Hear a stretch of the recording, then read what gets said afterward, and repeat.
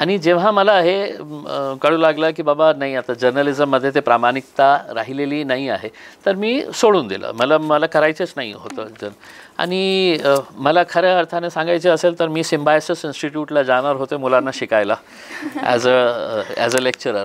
पण इथे आलं शहरामध्ये सप्टेंबर 2014ला मी रिझाईन केलं, 2014ला. आणि रिझाईन करून माझी इच्छा होती एक 3-4 महिने थोडासा आराम करू, फॅमिलीला टाईम देऊ, थोडा फिरू. आणि एक 3-4 महिन्यानंतर मी पुण्याला पुन्हा जाऊन सिम्बायसिस इन्स्टिट्यूटला जॉईन करणार होतो.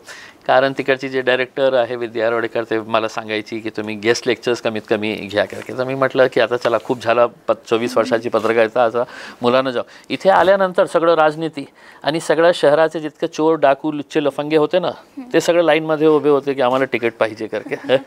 तर मला असं वाटलं की यार, हे माझ्या शहराचं प्रतिनिधित्व हे माणूस कसं करू शकतं, ज्याच्यावर इतकं धब्बे लागलेले आहे, इतकं क्रिमिनल अँटिसिडेंट्स आहे, त्यांचं काय म्हणजे सगळं बेमानीने भरलेलं आहे. तर मित्रांनी सांगितलं की बाबा तू का ट्राय करत नाही करी. मी म्हटलं हो, का नाही ट्राय करत आहे, मी दुसऱ्यांना कशाला सांगतो, मी ट्राय करतो. आणि ट्राय केला. 28 दिवस अगोदर निर्णय घेतला की चला मी निवडणूक लढणार आहे. तर लोक मला बघायला यायचं की म्हणजे कोण वेळा माणूस आलेला आहे की 12 वर्ष पुण्याला होता, आता येतो आणि म्हणतो की मला इलेक्शन लढायचं आहे.